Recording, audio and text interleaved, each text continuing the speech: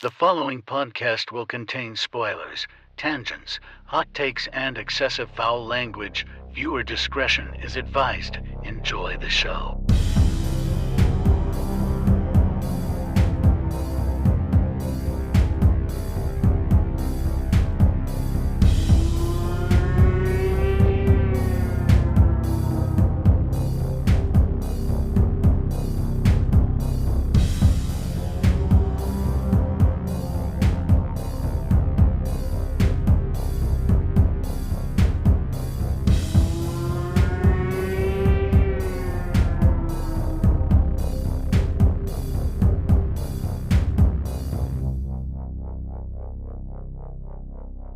Greetings, horror fans, and welcome to episode 352 of Frightmares. I'm your host, Austin Proctor, and joining me today for 2023's The Cabin in the... Nope, Knock at the Cabin. Already fucked up.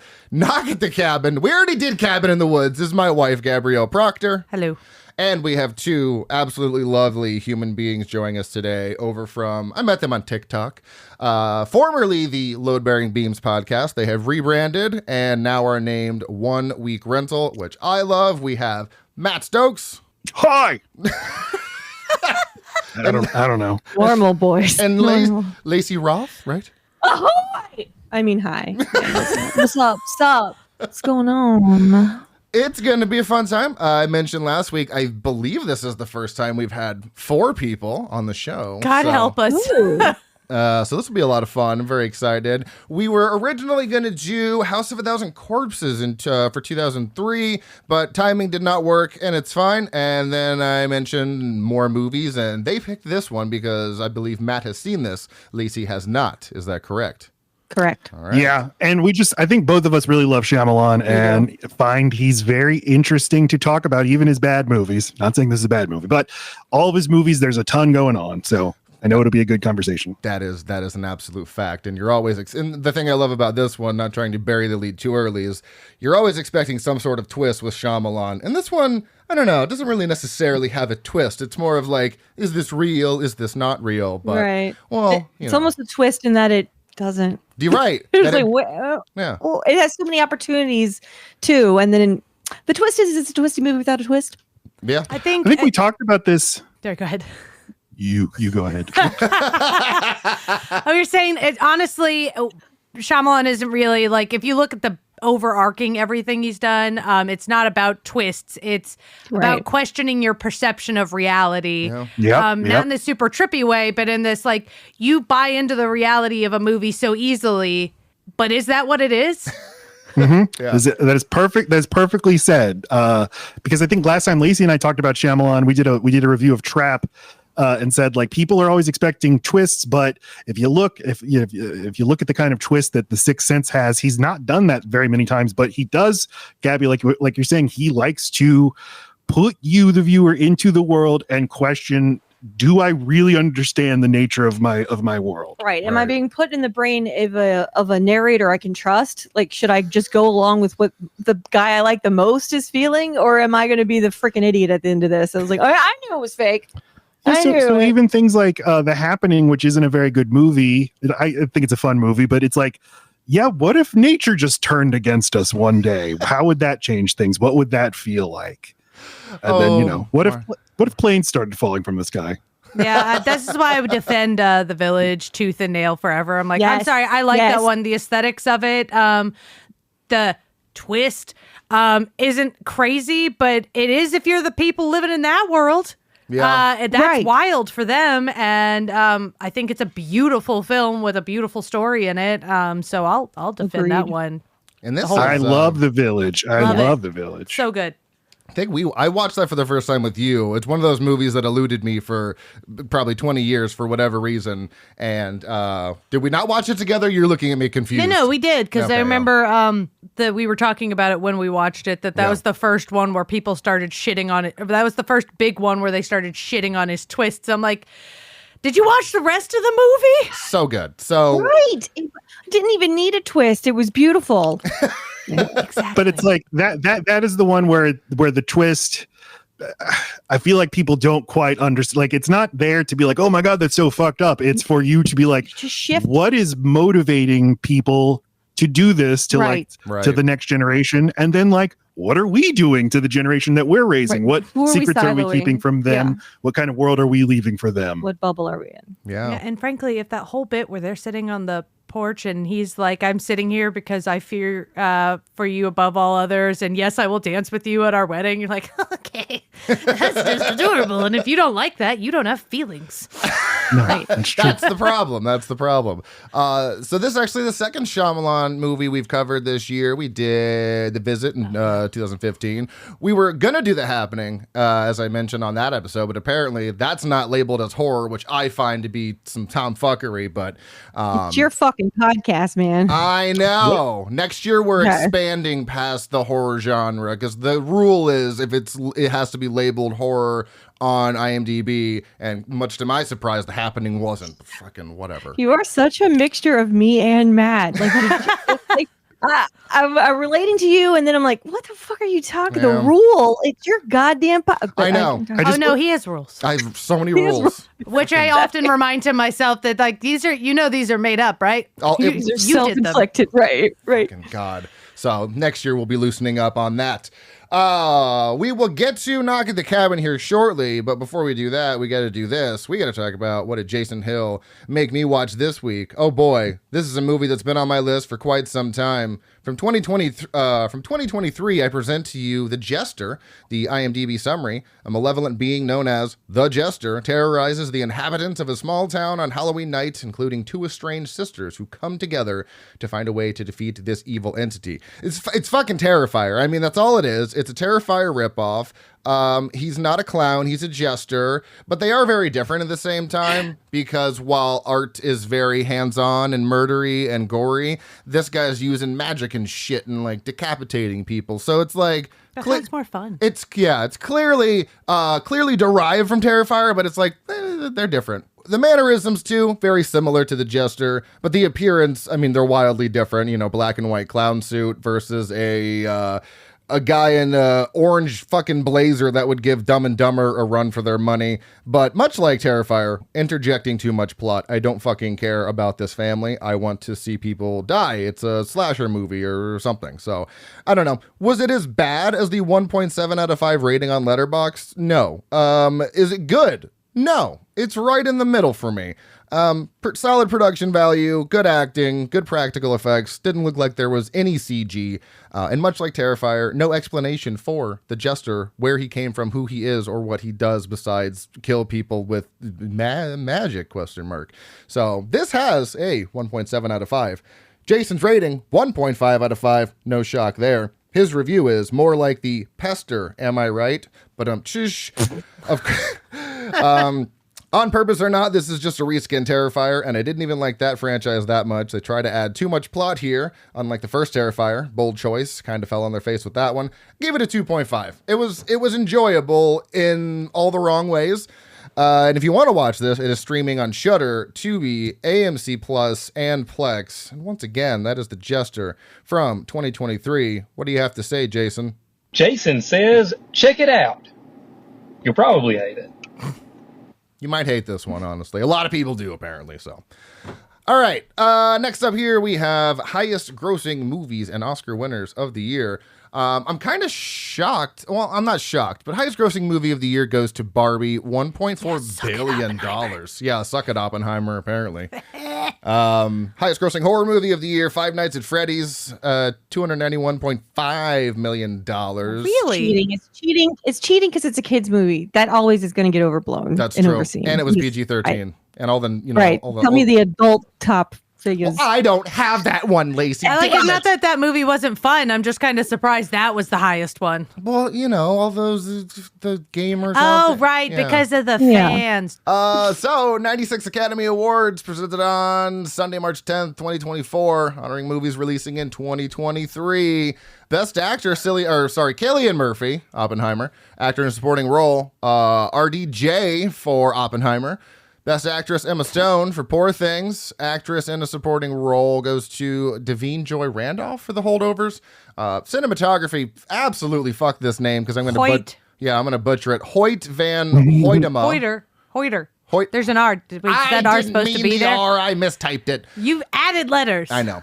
Hoyt van Hoytema for Oppenheimer. Director, Nolan for Oppenheimer. Musical score, Ludwig Göransson for Oppenheimer. And, of course, Best Picture was Oppenheimer. I'm so fucking mad I missed this in theaters. I'm very upset. That's... Oh. Yeah. I've watched Oppenheimer at home, though, so many times. It is so... I lie and say Interstellar is my favorite Nolan, but it's Oppenheimer. It's so I can hear a second from the movie, and then I'm like, guess I'm watching all 3 hours of this fucking movie now. I love it so much. To be fair, the only reason we missed it was because that week I was giving birth. Oh, yeah, that's right. I mean, listen. A little busy, but I will say shout out to Austin because I was like healing, and he still secretly organized my friends to take me to see Barbie, which is not the movie to watch after you've had a C-section because I'm like clutching my middles. Bad move. I'm just like, it hurts so much. It's so funny. I'm not allowed. And it ends at a gonna pop gynecology something. appointment. It doesn't in a gynecology appointment. But that's so sweet that you did that for her. But my God, what a world this kid was born into. The week of Barbenheimer. I know. As a box office nerd. No, Laci. Sully was born into Trump. No, not quite. No, he was born in the summer of like, Trump's not getting elected. Who are you kidding? That's stupid, and it's never Hillary happening. Imperium is upon us. What a world we were living in. Look at us A now. world of lies. Our kid was born into the world of Lady Ghostbusters. That's the movie that came out. Ooh, wow. But no, for box office nerds, there was no more exciting time than Barbenheimer. It was like, oh my God. It's when I entered Twitter. It's what TikTok? not TikTok, yeah. So it was I thought all of TikTok was always like that, and I'm like, oh no, this is a special time. I think. No, these are nerds for whom something is finally happening in our world. Right. That was a preemptive argument about which one we were going to watch, and then eventually it was neither. And then I was like, I was crying. I'm like, I'm gonna miss Barbie because I'm having a baby, and I love Margot Robbie. Like, I, Tanya is one of my favorite movies of all time. So I'm like, I want to see Barbie. And then he got that set up for me, and then he just never got to see Oppenheimer. It's fine. I saw it now, and if anybody does not know, let me blow your mind with the summary. It is a dramatization of the life story of J. Robert Oppenheimer. Okay, sorry, Austin. Can you say this in Oppenheimer voice, though, please? Yeah, that'd be great. Oh my God, no. It's the story. We got the world scientists together in Los Alamos. There you go. The story of Christopher Nolan's Oppenheimer. That's, okay, go ahead. That's better than I'm ever going to do. But the fucking physicist who had the physicist who had a large hand in the development of atomic bombs that brought an end to World War II. So this movie made me realize my concept of time doesn't fucking make sense because sure, it's set around World War II. Nolan for you. No fucking idea when that was, and I always look it up, and I'm like, oh, that's when it was. But tell me how I saw Picasso painting in a museum there, and I'm like, okay, maybe this is around the time Picasso was alive. Picasso fucking died in 1973. I beg your finest pardon. The problem. He's younger than you think. No, I heard a comedian say like Picasso was alive when the Beatles broke up. Yeah. Isn't that weird to think about? It's like how when you hear Joe Biden is too old to like the Beatles. Like, oh, yeah. Time's weird, man. Time's weird. So not only was Picasso alive around this era, so was Albert Einstein. They were born 2 years apart. Albert Einstein was born in 1879. Picasso was born in 1881. And then fucking Einstein died a year after my mom was born. So like I couldn't even fucking deal with it. It's close to being the obstetrician. The one that catches the baby. Oh yeah, that one, right? Catches the baby. That's good. Right, yeah, as it got flies out, Ace Ventura style. Einstein could have caught his mom. Obstetrician gynecologist, OBGYN. Yeah, he's a doctor. Got it. I mean, this movie speaks for itself, and the cast alone. Just go watch it. It's got a 4.2 out of 5. I gave it a 5 out of 5. My review is, if I made movies, they'd be exactly like Nolan in the sense that it'd be non-linear, but I have ADHD, and the story would be a fucking mess. Streaming, it is not streaming. I don't think, what is it? Nolan probably doesn't believe in streaming. It sounds like something he'd say. So, go check out Oppenheimer. Sounds like something, what's-his-face would say. Lloyd Kaufman? No, he does. Remember, he was pitching his streaming service. He's got Troma now. I don't know. Mark Duplass? Eraserhead. Oh, David Lynch. Yes. That's exactly. He doesn't believe in chapters. Yeah. I bet he doesn't believe in streaming. He does not believe in chapters on his Blu-rays. He probably doesn't believe in streaming. There's only one chapter. We just watched Mulholland Drive. I don't believe in chapters on my DVD. That's a yeah. It great turned into a Lynch. running joke. I bet he doesn't believe in that thing either. Like this basic human thing, doesn't believe in that. I love Lynch so much. I don't believe in human rights. Is that how he talks? Yeah. All right. Very his character on Twin Peaks. Yeah. It's a very fun voice. Let's do this IMDb roundup and get on to the movie at hand. This is Nog of the Cabin from 2023, released on February 3rd of that year in the U.S., rated R for violence and language, but this is where it gets weird. No sex and nudity, moderate violence and gore, moderate profanity, mild alcohol, drugs, and smoking, and moderate frightening and intense scenes. Whatever. Runtime of 1 hour and 40 minutes, listed as a horror mystery thriller, directed by the man himself. We've already mentioned his name, M. Night Shyamalan. You should know him from things. We've already said the things. He also wrote this. He writes everything he directs. Written by 2 other people, and really the only credits they have is this movie, Steve Desmond and Michael Sherman, so I guess good for you guys. Composed by Herdis Steffensdotter, who also composed Trap. Cinematography by Jaron Blaschke, who also did the cinematography for The Witch, The Lighthouse, and Nosferatu.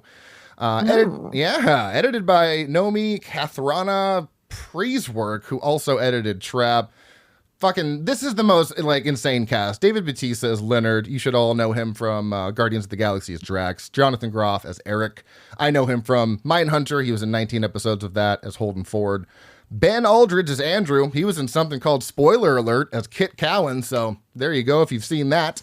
Nikki Amuka Bird as Sabrina. She was in Old as Patricia, another Shyamalan joint. Fucking Rupert Grint as Redmond.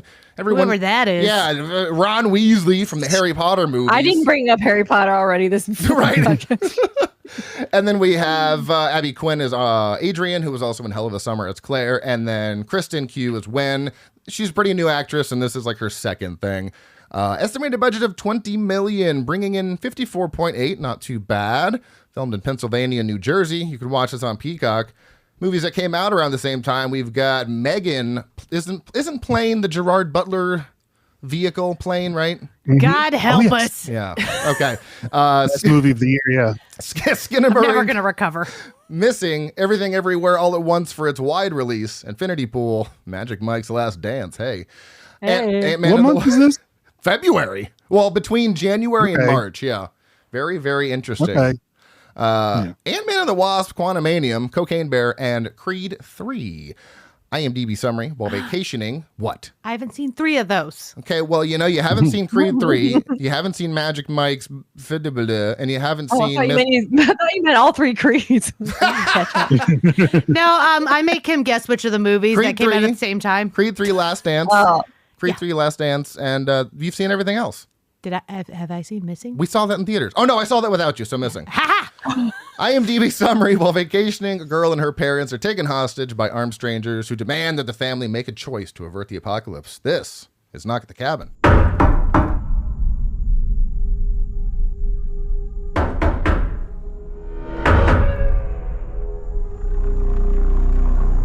My name's Leonard. Well, it's nice to meet you, Wen. Why are you here? I suppose I'm here to make friends with you. And your dad's too. But my heart is broken. Why is it broken? Because of what I have to do today.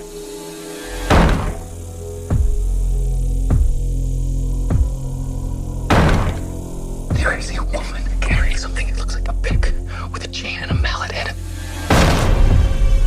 You see, the 4 of us have a very important job to do. In fact, it might be the most important job in the history of the world.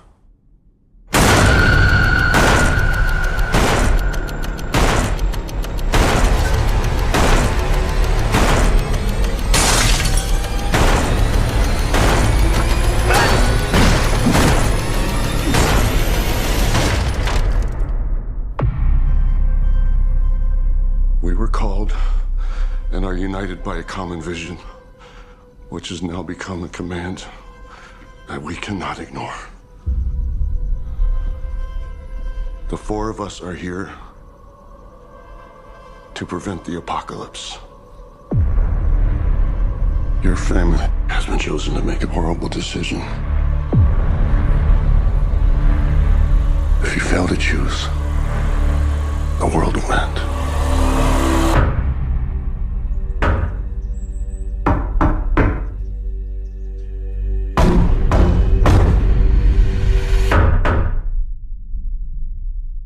So overall thoughts. We're gonna start with Laci because she's never seen it. Give me a brief. What did you think here?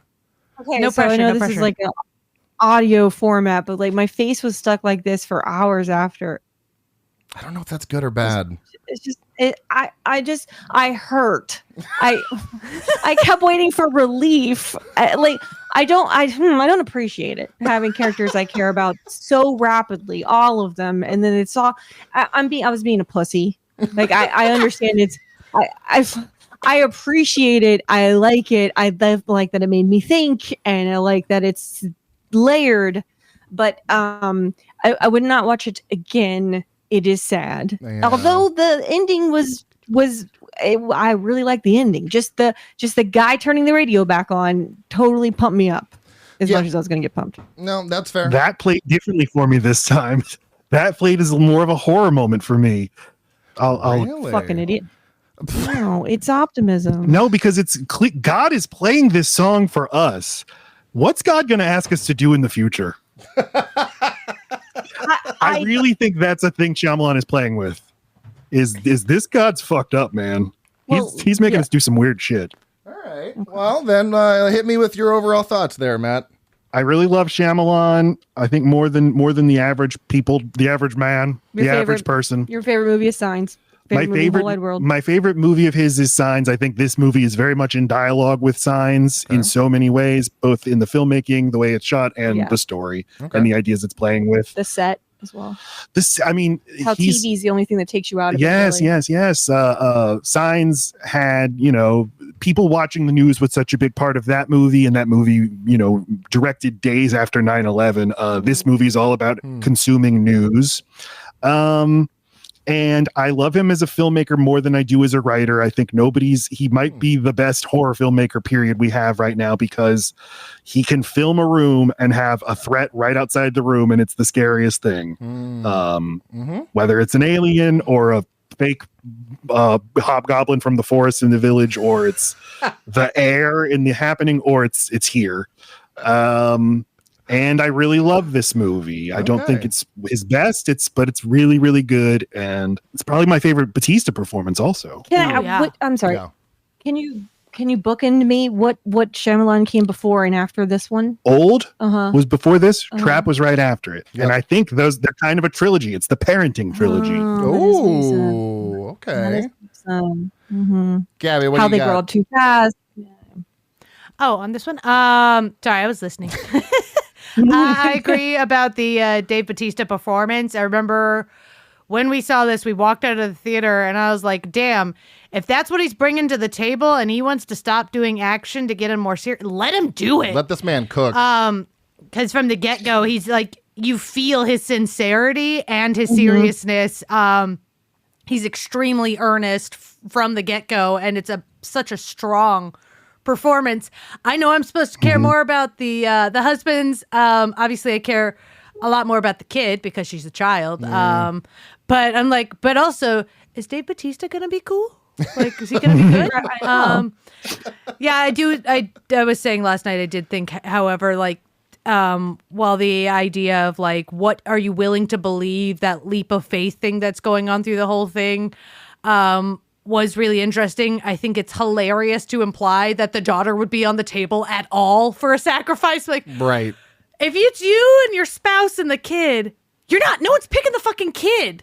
I mean, unless the kid is just an absolute fucking asshole. Like, unless the kid's Damien or something, no one's picking the fucking kid. That'd be a whole different movie right there. Right? It's like, okay, so you got to sacrifice either you, your husband, Damien, the Antichrist.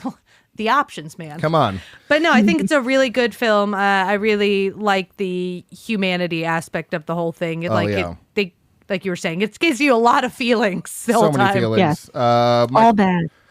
All bad. My quick thoughts all ouchies. Not like, this is a shit movie, just ow. Yeah. Don't make me feel like that. Don't make me feel, Shyamalan. I already feel like this. And you're doing it again. It's making it worse.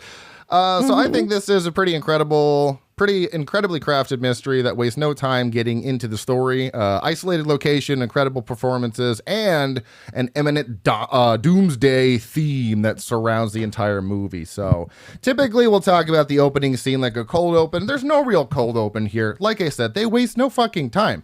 Wen is out in the woods picking grasshoppers because she likes to study them and name them. And then out comes Dave Bautista, this giant brick shithouse of a man, and speaking in such a nice, oh, hi, how are you? I'd like to be friends. Well, I don't talk to strangers. Predator.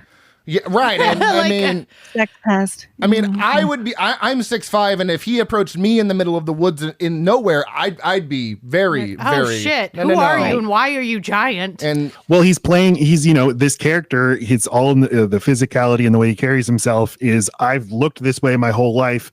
And so I have to present myself in as non-threatening a way as possible to the world. Yep. Yeah, and the fact that he says you want to be friends with a child. Well, and then he establishes he's a second grade teacher. You're like, oh, and that also explains why you're talking so comfortably with her and establishing this kind of like connection with her, because you don't want her to be scared. Yeah, but anyway, yes. Yeah, the initial one, you're just like, I don't know where came out of where it's nowhere. going. Yeah, you don't know where it's gonna go, because she says I don't talk to strangers, but then continues to talk to a stranger because he's pulling like a Pennywise here. He's like, well, maybe the Pennywise. Maybe we can just become friends. If we know each other's names, we're not strangers. That's why you can't say don't talk to strangers, because the whole stranger logic doesn't work for kids. And just don't talk to people. That's true. Yeah. A longer discussion is needed with the children. I think it's like you got to be okay being rude to people. Say no, go away, and run away. Gotta throw a. Because I think I get scared about getting arrested because Matt says that I have to say, no, I want a lawyer. I know you would crack right away. Yes, because you want to please them. And I'm afraid I would too. That's why I'm telling everybody, no.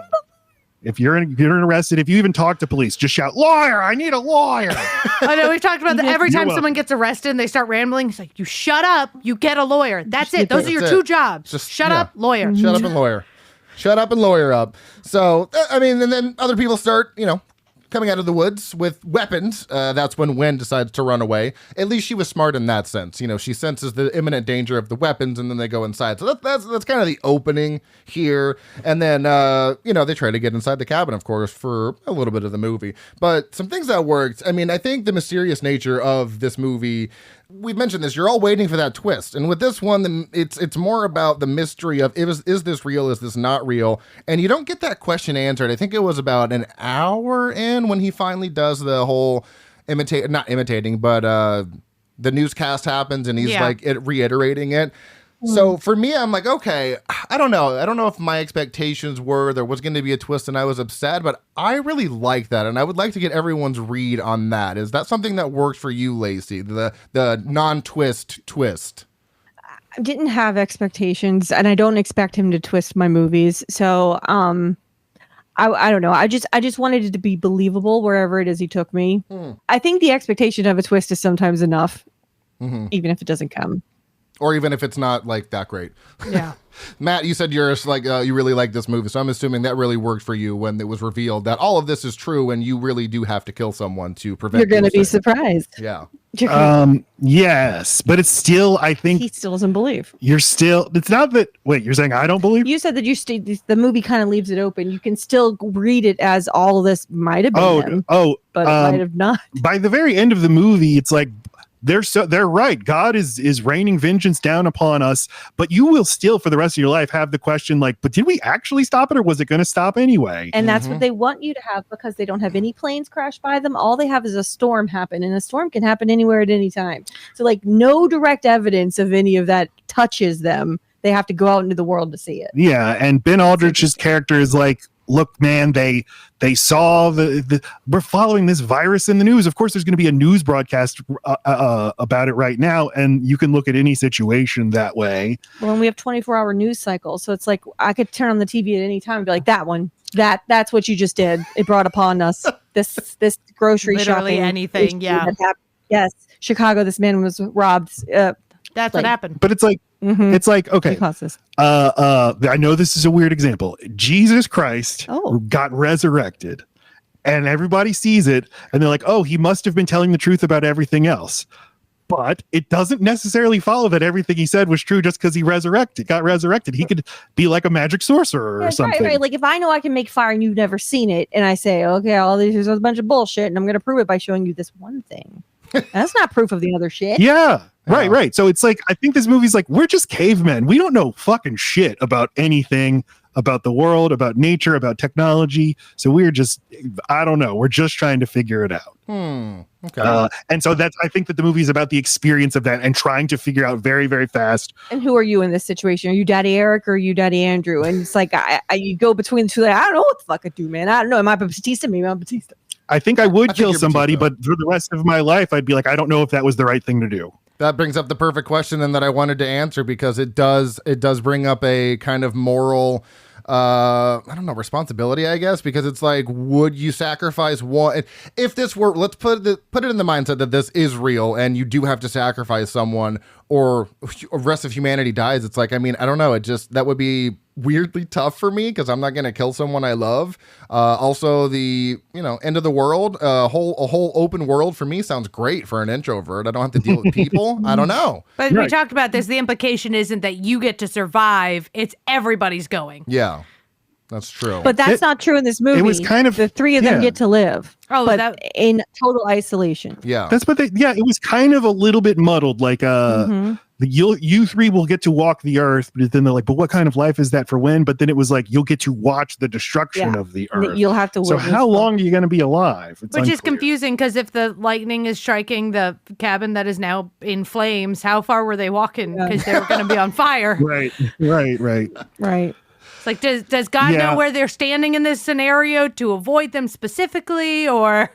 Well, yeah, and then it also brings up the whole this discussion of like faith, belief, and doubt. I mean, are you on the side of faith that these people who are driven by visions and prophecies are telling the truth, or like which side are you on? I don't think I necessarily believe people that came into my life out of nowhere who are saying they had visions.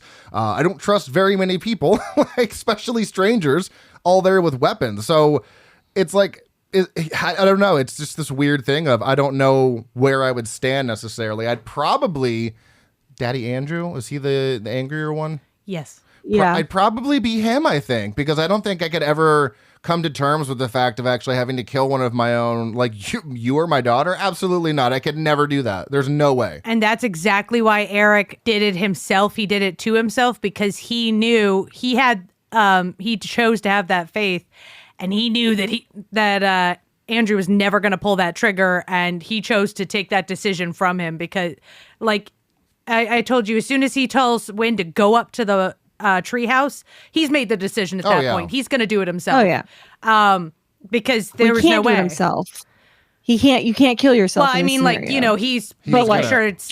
He knew it would be him. Yeah. He was taking control of the situation, I guess I should say. Yes. Yeah, and it's like I waffle back and forth between Andrew and Eric. Sometimes like you said, Laci, sometimes I feel like I'm on, Daddy Andrew's side, but then I'm like, well, maybe I'm Eric. I don't know. But it does bring up a lot of questions. That I don't know. There's a lot of themes this movie touches on that I didn't realize until this watch, because when I watch a movie for a podcast, that's when I'm truly analyzing it, and I have all these fucking notes that are, of course, all out of order, and ADHD is just so much fun. But yeah, one of the central dilemmas is not just it's not personal, it's a global thing. So it's like, what responsibility do individuals have for the greater good? Is saving the world worth sacrificing personal attachments? I don't know. Where do you guys stand on this? Or are you flip-floppy like me? I think it's interesting, though, that it deals with how close do you have to be to a subject to care about it. Like, I mean, seeing it on the TV wasn't enough. Getting to know this woman who likes to feed you or whatever, and then finding out she has a kid, you still can talk yourself out of that. You're not seeing the kid, and it's just like you can talk yourself out of a lot once like it's time to make that decision. Mm-hmm. But I wanted to say that Daddy Andrew is fighting back two things the entire time. He has a partner who is a faith person who is more gullible as he sees it and more prone to thinking about things in a more magical sense. And he's working on his husband the whole time that he's also working, who has a concussion. So I just really related with him because I'm the gullible one in our relationship. I'm still a skeptic. Mm-hmm. But if anyone's going to get persuaded by a vacuum cleaner, it's me, and it has by vacuum cleaner salesman. Yes, right. Or like, well, there's a guy in our house. I guess buy the alarm system. I don't fucking know. That's me. So the whole, look at me, Laci. Yes, I love look that. at me. Look at you. You know how you're not going to buy anything, right? You know about our checkbook, right? You know how we're not going to. Like, that's how I felt. Like, yeah, that's you. what. Yeah. So he's doing that to Jonathan Groff. Like, I know what you're thinking. This big nice man is making sense to you. Remember, he's not making sense. And you believe me. I'm getting mad at you the whole time. Like, fuck you, Matt. I know I read a book, but it doesn't mean I believe everything in it. I'm going to go do grounding outside. I learned about grounding. Fuck you, Matt. I believe in grounding. I'm not going to go try it though. Grounding is some stuff we with could never go magnets and shopping like. together. Okay, like, I can't. Maybe I buy that. Maybe I don't buy. You should treat yourself. Yeah, you should. You deserve that. She's like the little voice in the back of your head, just like do it. Have the cookie. It's fine.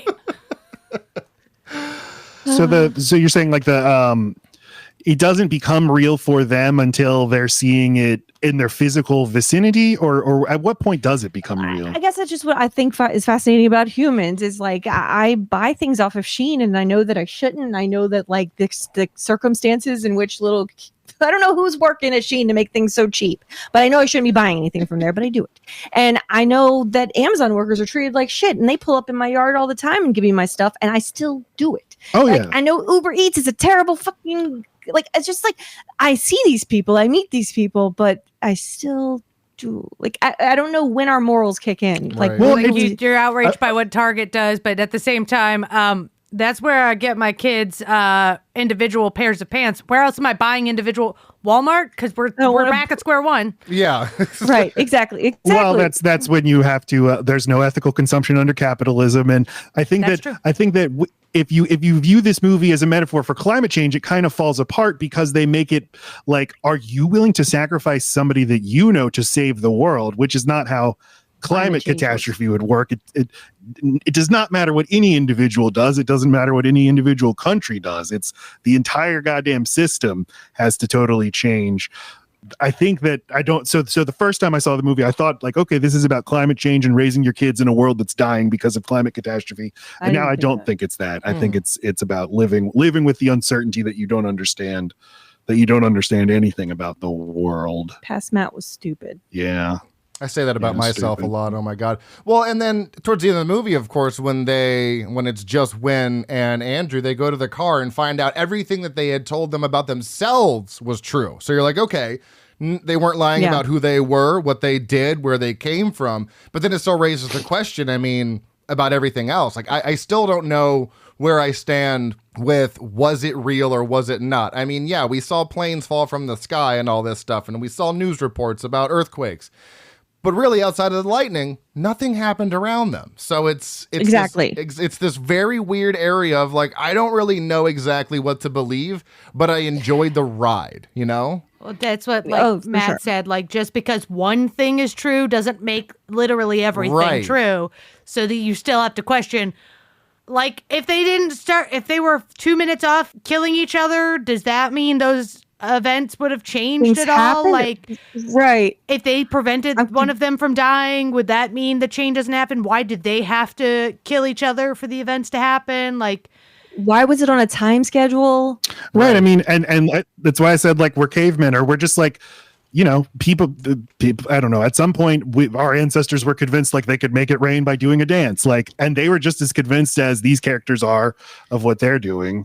Yeah. Because you do something and then something else happens and you connect them. Well, and we give our rationality too much credit. Like, how much proof do you need? Like, an average person outside of the situation could say the first thing was proof, the second, the third. But when it's you having to make the tough choice about your life, it's amazing how much proof you actually need. Once you're like settled into an opinion, it's very hard to unstick somebody once they've rested on one side of the fence or the other. Religion. My microphone just fucking gave up. All right. But he also shows like Jonathan Groff is the more faith-based one, and he like sees a light and sees a figure, and it's like he's already decided. And he had a concussion. I love that they play with that. He always gives you just enough for you to be also battling with it. That's the thing about all of it, and that they're connected to Rupert Grint. That Rupert Grint is the guy who bullied him, or who assaulted him. in the past. So it's they like, never maybe this is exactly all show planned his out. face, so you were left doubting the whole time that horrendous fake beard. Okay. And like every time you see him in the bar, and it's just like it's glued to the side of his face. Like, guys, no.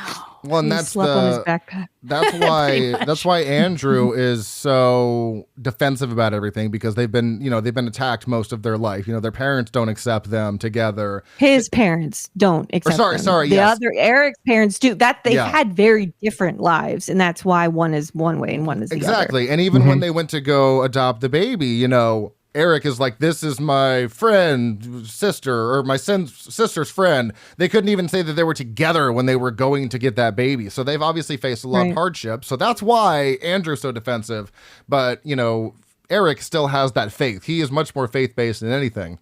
And when it comes down to, faith versus skepticism, I think I'm much more on the skepticism side, because I've said this many times on the show. I grew up in a very religious house, and eventually the faith was just not working for me at one point. I just became I got too many questions and too many unanswered things.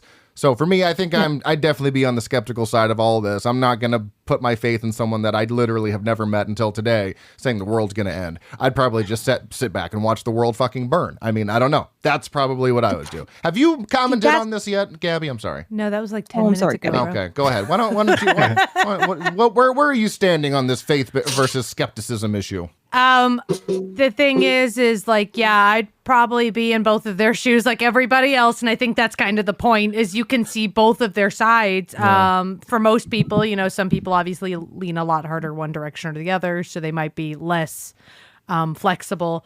But I'm like, as far as would I sacrifice someone, if I am like, well, my daughter's out 100%. That's never happening. Fuck everybody else. But like, if it's you and me versus the rest of the world, then that would be hard to say no to.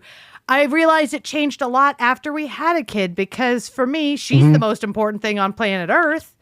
No offense. No, none taken. None taken at all. I know. So like every time, that is what happens though. But now in horror movies, I'm like, but what about the babies? I'm like, oh man, mom brain is hard every time. He knows. He never, anything he knows as a baby, he warns me. Same. I can't do it. Baby specifically. Fuck that kid from Final Destination. He deserves Heredity.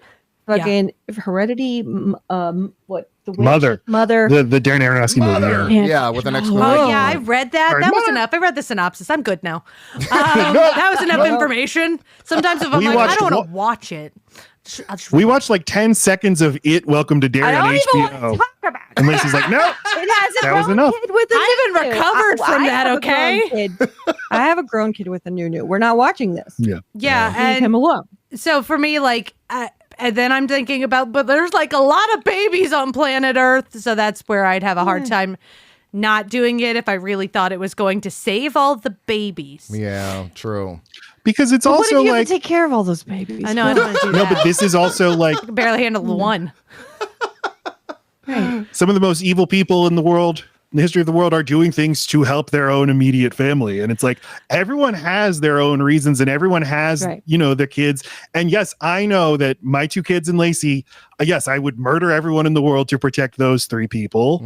And that's evil of me. That's destructive. And everyone else feels the exact same way. And that's why like social solidarity or cooperation, it's kind of impossible, because we feel more loyal, even though we shouldn't. We should feel everybody has equal moral worth and weight. But the fact that we love our kin more is like a curse. Right. We're cursed with it. Okay.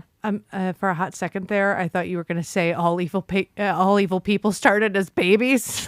Like, well, that's yes. I guess that's true. I'm not going to pick and choose on the baby topic there. I don't know. Our daughter. No, you gotta wait. She's pretty evil and like she's a Sour Patch Kid. She's a Sour Patch Kid. This is exactly what she is. Oh yeah. No, that's true though. It's like I would fight a lot of people to protect my kid. I have some other kids that I would fight very hard to protect. But she's number one, hands down, flat. And yeah, it's because it's how we're all programmed to do it, I guess. Yeah, I mean, right. I think we really are. And even that is inherently selfish, because it's not it's not I love my kid more than I love myself. It's I know I couldn't live with my kid being dead. Right. I wouldn't It's want to still live in that selfish. world. Yeah. Right. That's why I would volunteer as tribute, which is the most selfish thing I could do, but that I would insist. No, Matt, I insist. And I think that what Shyamalan is playing with here is like, sorry to like take it a different direction. I think it's in dialogue with Signs. If you remember in Signs, that movie like gives you proof God is real and he's protecting specifically you, Mel Gibson. He's looking out for you. And it's like a heartwarming ending. But the implication of that is God killed everyone else. Right. What the fuck? And now you have to live the rest of your life knowing God saved me that one time. And I think Shyamalan, who was raised Hindu, is now like says he's non-religious, but he was raised by Hindu parents, but went to Catholic school in Philadelphia, and Catholicism and just Christianity in general has always played a big part in his movies. I think he thinks Christians believe weird things about God. Well, I think he got the Mel Gibson break, right? He got to become the famous thing he wanted to believe, and now it's and wanted to be, and so it's like, well, what the fuck do I owe God in all this? Like, well, yeah, I got lucky. We good? We good? Well, Do I owe you some shit? I think in Hinduism, where gods don't have like an active role necessarily in your life the way that the Christian God does. I'm saying that I think Catholicism got to him a little more than he'd like to admit, and maybe he's working through all that through movies. He was like, what if this shit's right? Then I really got some fucking thinking to do.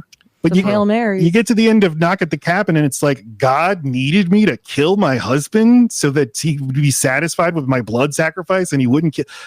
God sucks. Sorry. It's almost like a weird allegory for the whole, whose fucking son was it in the Bible that he wanted him to kill? Abraham and Isaac. Abraham. There it is. And then he's like, Lot's the salt guy. Never just mind. kidding. I just wanted to see if you would do it. So it's almost like a weird, almost, I don't know, kind of a retelling of that. Like, would you kill your own? No, it is. Yeah. It is. And it's an honest look at that story of like, why did God need this? Right. He's bored. Yeah. Apparently so he's bored. boring. He already flooded the earth, right? So I mean, like, would me letting everyone else die because I didn't want to kill someone be that bad? No, because God did the same thing. So I would be just as good as God in that sense. So really, made me in your image. Who doesn't like a fresh start in Minecraft? You know what I'm saying? That's Like what I I'm already built saying. everything I could need. Like, let me just wipe this new game Minecraft. There's nothing fucking better. And like not an apocalypse. Well, kind of an apocalypse, but like no zombies. No. It's just it would just no. It would just be nature. Just be real quick about it. Yeah. I could go for that, man. I could drive around, like fucking Will Smith and I Am Legend hauling ass in his Mustang around. Wouldn't have to deal with the Dark Seekers. I'd be fine with that. Yeah. I'd be totally fine with that. He's not going to make it. No. He's not. I would, like he's saying he's not going to make it. I would crash into a wall at 400 miles an hour. It would be bad. You also get upset if me and your child are out for too long because now you miss us. You're like, I can't wait to have alone time. So it's been like 2 hours. What are you guys doing? Oh yeah, I'd be I say I would like it, but then at the same time I'm like, fuck, I'd be all alone. No, I don't want to be alone. Social isolation alone would get you, but we are not fit enough to survive an apocalypse, okay? It's not happening.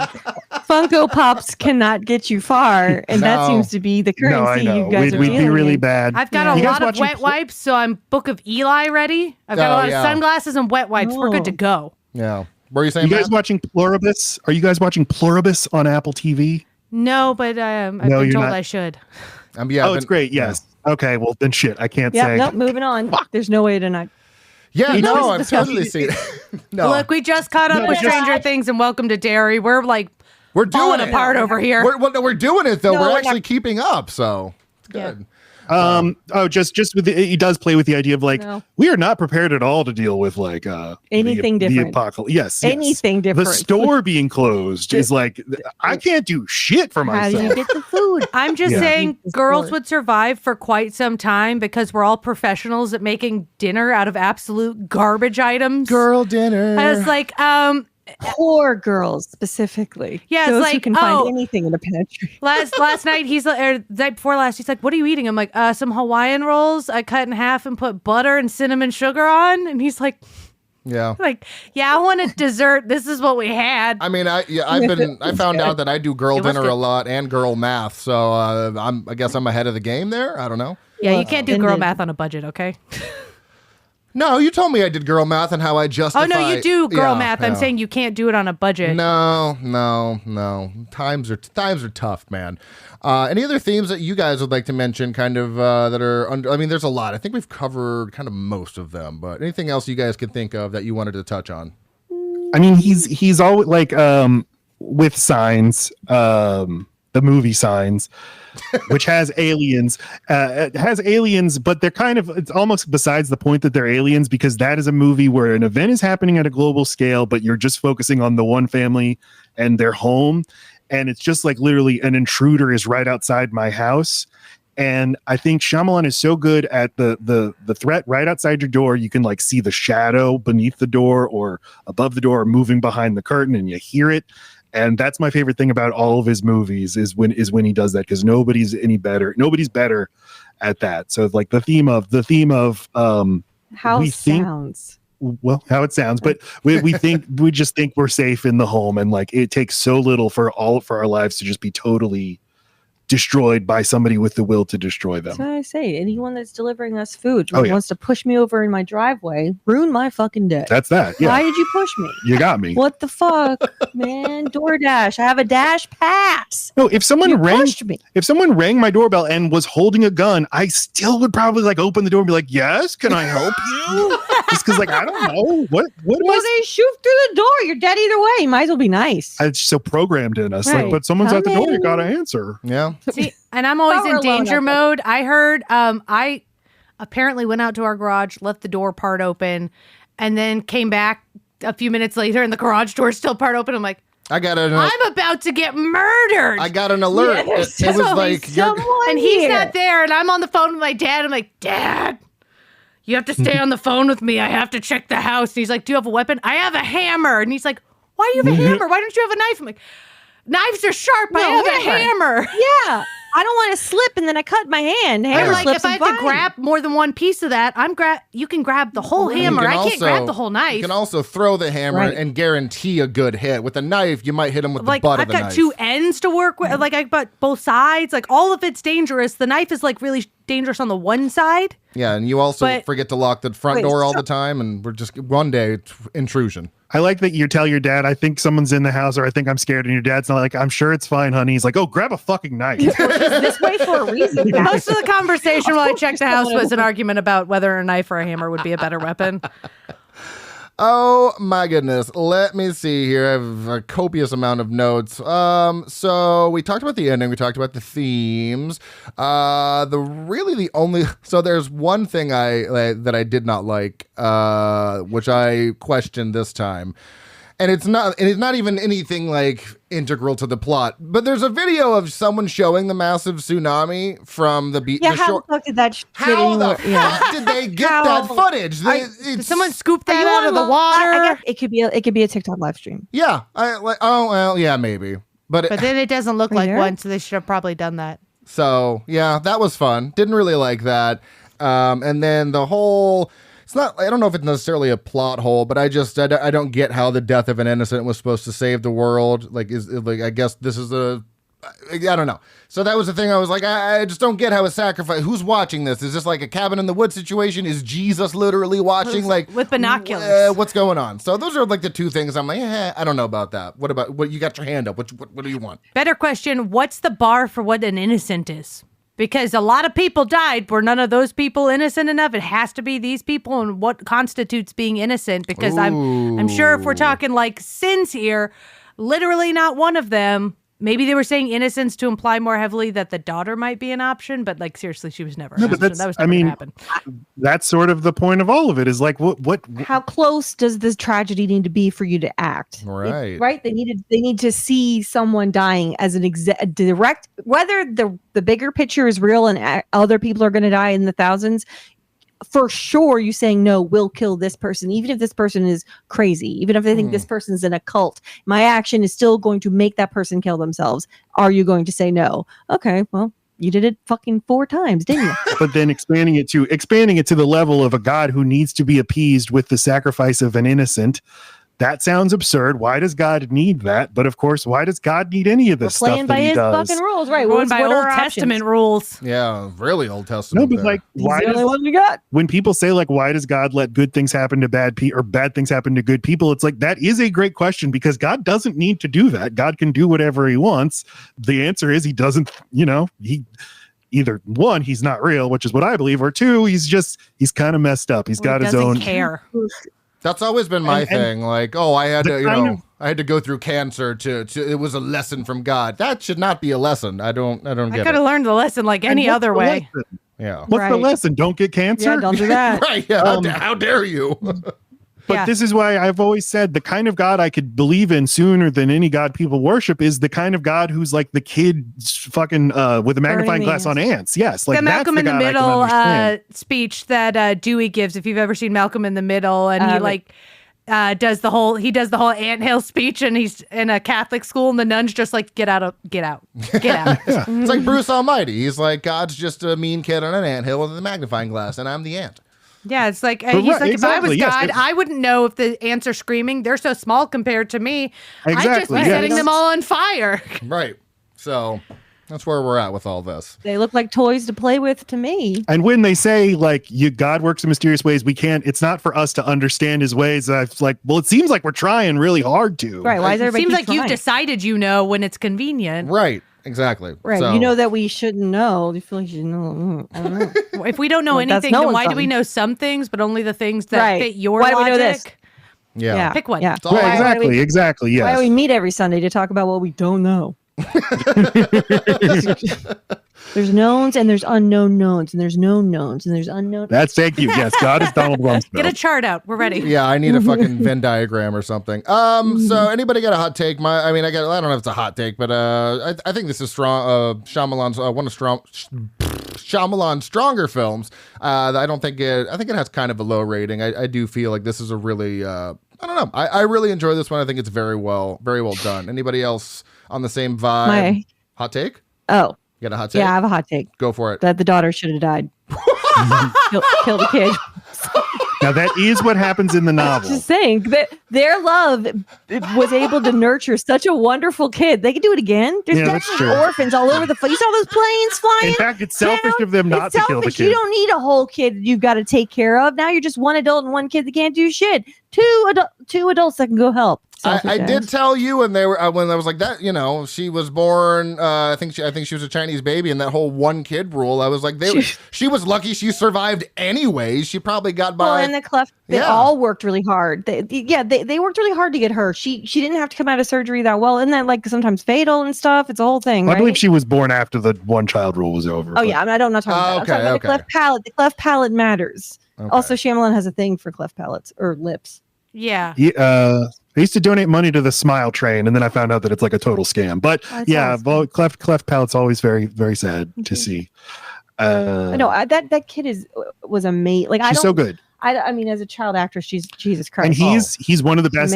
He's one of the best at directing children. He's always gotten really naturalistic performances out of kids. Yeah, shout out to the easy to do directors who are doing the films that are doing much better at picking kids that didn't look like they popped straight off of a Disney Channel TV show, because they're like, that's true. Yeah, the overacting is exhausting, and it doesn't even feel like you're a kid. It feels like you're a kid playing a kid. Yeah, which is weird. She was fantastic, though. But the natural acting, like this is how a kid would act. Absolutely, yeah. I mean, the amount of work that opening scene does, because like you don't get to spend that kind of time with her ever again, and like you are in love with her. Yep. By the time that like 5 minutes is over, and you care so much about the fate of this family. It does so much work so economically for why I care about this family all of a sudden. Yep. Yeah. You almost don't even need the flashbacks, honestly. The novel does have the movie is very. I read the novel when the movie came out because I liked it so much. The movie's very faithful to the book, but then changes the ending entirely. Where in the novel they accidentally shoot Wen, and then are told that's not good enough for God, and then they say, well, then the two of us will walk the earth alone, because we don't want to appease that God. If God requires if the death of our daughter is not good enough for God, then we're gonna screw God. Ooh, that's which I do like that. I do think that's cool as hell, and that aligns more with my own worldview. I'm not as like optimistic as Shyamalan. Also, if I'm that grief stricken that I just had to lose the love of my life, what kind of parent am I going to be? I don't know. I just feel like I need my adult support to get through that trauma. Yeah, like I would just be. But my kids, I wouldn't kill my kids. I just kill that kid. Not my. Yeah, not my kid. It's like I'm gonna compartmentalize to holy hell because I still gotta raise you. Never open that box, okay? Gotta stuff that down. Yeah, it's Gwyneth Paltrow. Well, I have a hot take then. All right, let's hear it.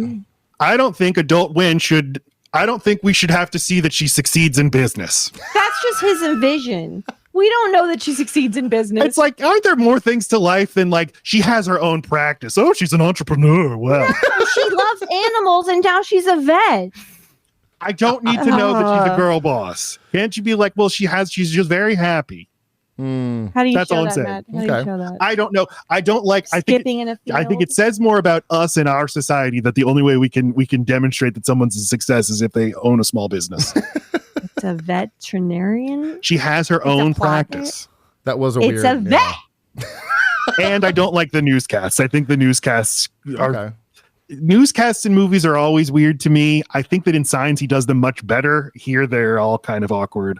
Though I do like the Shyamalan cameo as the as the a very guy. light touch cameo. I appreciate that. Gotta have if you're gonna fucking do it, if you're gonna do it, let's lightly.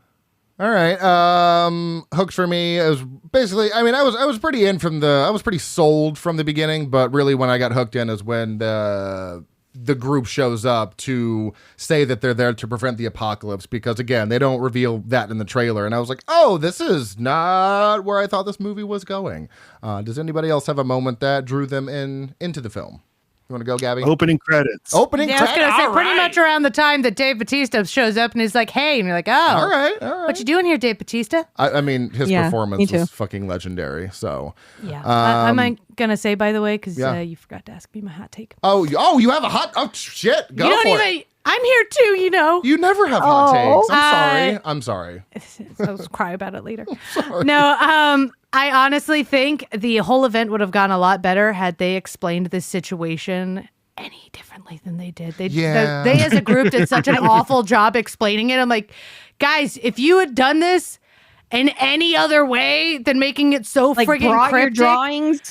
They're doing the best they can. Come on, they didn't have much time. Tell them in advance what they're about to see on the TV. Don't wait till it's there and go, see, it happened. Tell them, hey, I'm going to turn this TV on. This is the event we saw happening. That would have convinced me a lot harder than them standing there going, oh my God, it's real. Yeah, that's true. But they didn't know themselves that they were going to be completely right about their visions until the first earthquake happened, right? Like he's like, just wait, let it happen. Like they were still being convinced of their own shit going on as well. It would have been a better pitch though.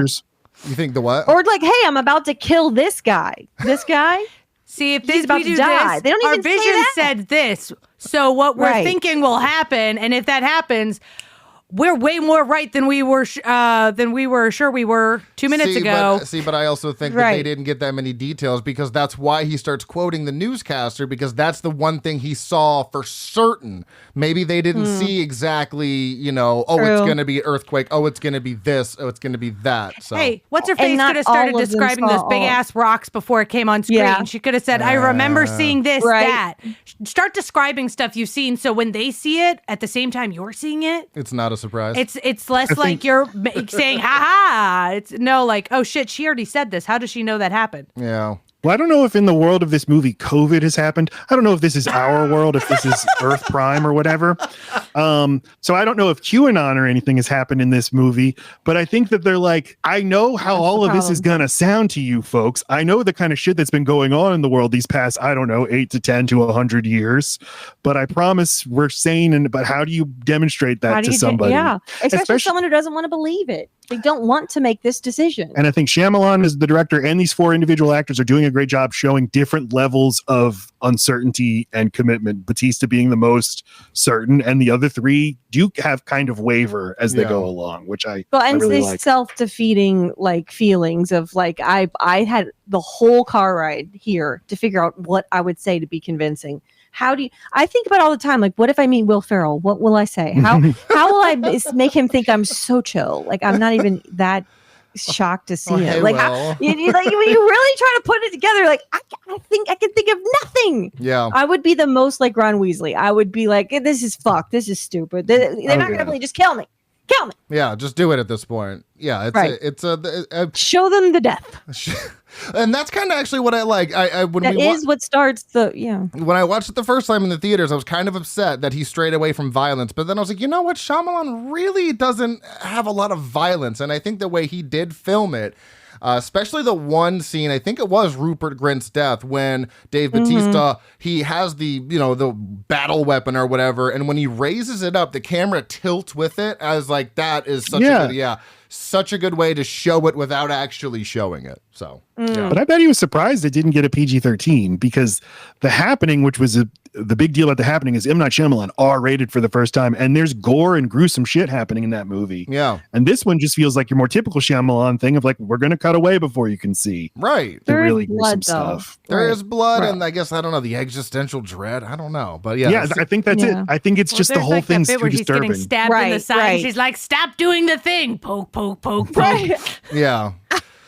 We don't necessarily need to go over the rest of the format at this point. I think we've done this movie enough justice, unless you guys have anything else you would like to mention or anything on Knock the Cabin that we did not cover. I would like to hear how you all think about when Jonathan Groff says they're the 4 horsemen of the apocalypse, because that kind of annoyed me. I feel like I don't like it being that neat and tidy. Yeah, that seemed like a stretch. Yeah.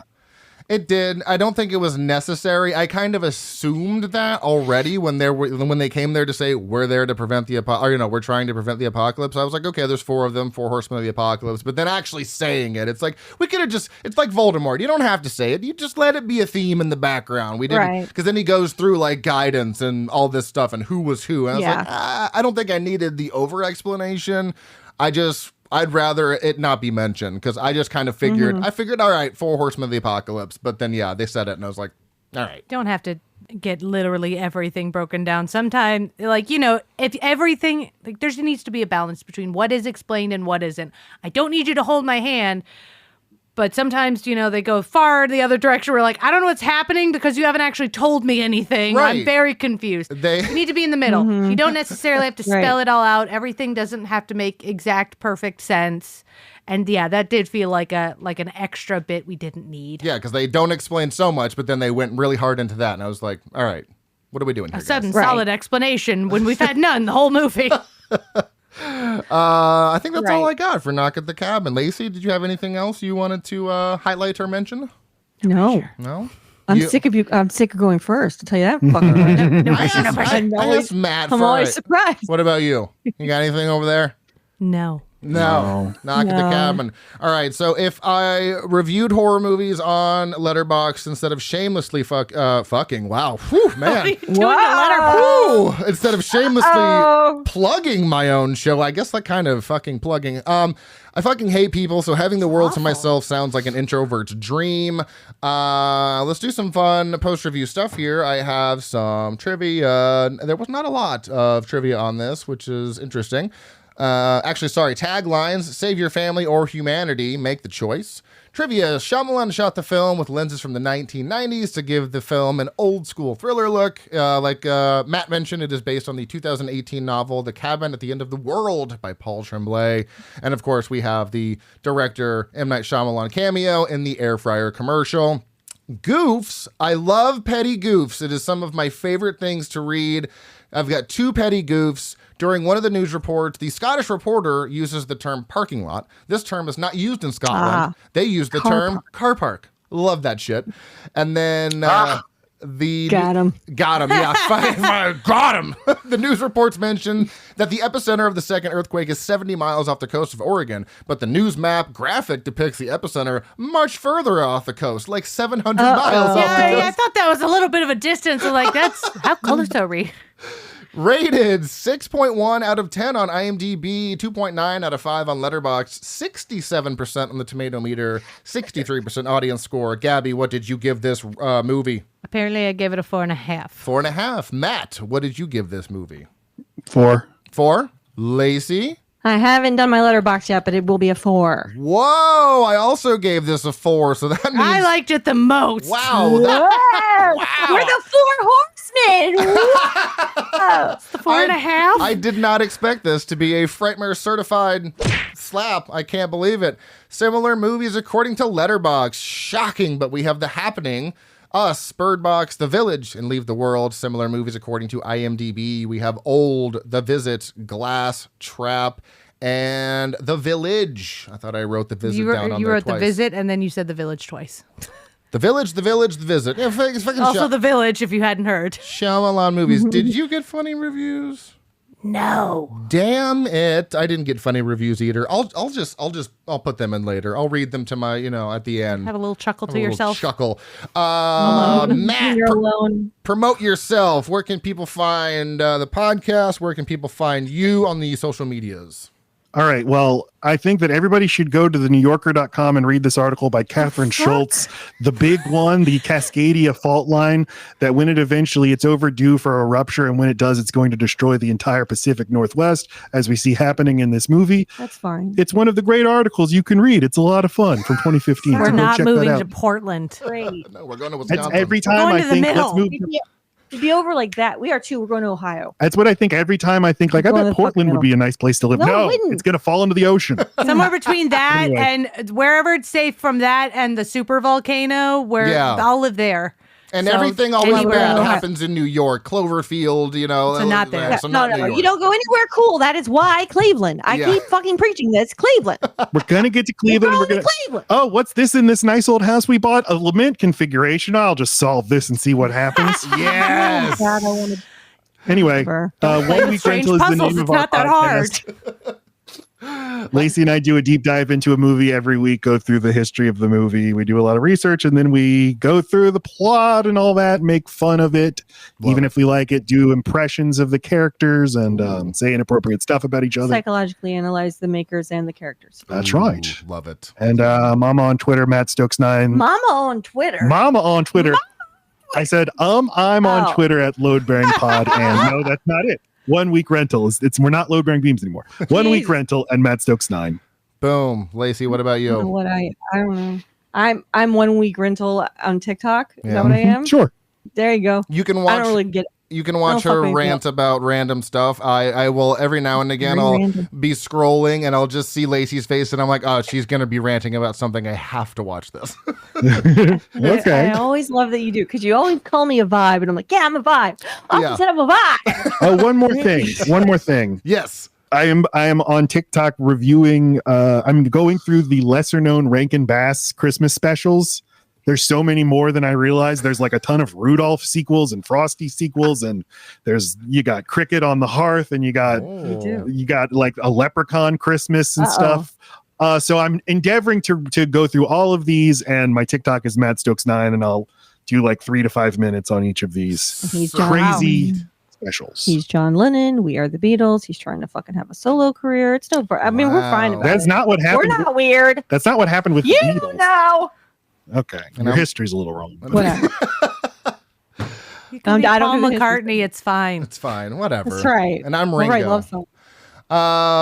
If you enjoy the show, please rate and review on your favorite podcast app of choice. Follow us on Facebook, Instagram, TikTok, Slasher, Blue Sky, although I don't post there anymore and I need to remove that because I just have stopped.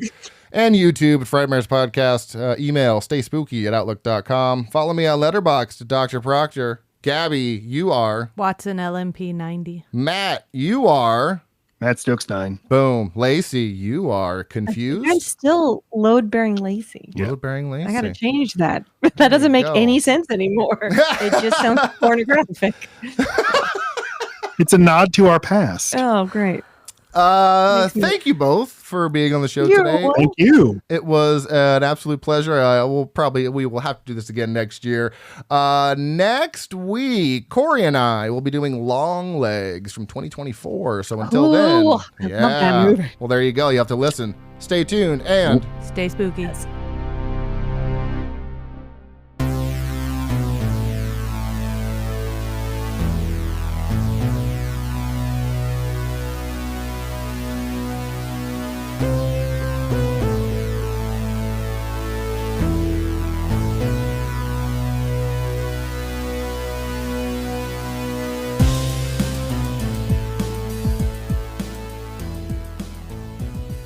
Well, hello. I bet you thought I forgot about reading funny reviews, and I totally did until I was editing this episode where I said, I'll just read them later, and wanted to read some because I don't want to say things and then not do them. That just seems rude of me. I've got 25 reviews. No, I've got 4 or 5, and no one here to laugh at them, and I don't have a laugh track. So 3 stars from Annabella_08. Ron Weasley homophobic arc? It's what J.K. Rowling always wanted. Edit. Apparently I have to clarify that this is a joke. There you go. 3 stars from Reese. You know who would have survived and saved humanity? Lesbians. Gabby did agree with that one because I read it to her, so she probably thinks that's funny, even though she didn't laugh. 2 stars from David Echelrick. L something. Probably would have liked this movie more if Dave Bautista had played the cabin. Oh, that's funny. And last but certainly not least, 1.5 stars from Ariana. He likes pancakes, then dies. So there you go. 4 reviews. This is the first time we've done anything after the outro song, so this is like post-credits shit. But anyways, hope you enjoyed, and I'll see you on the next one. Bye.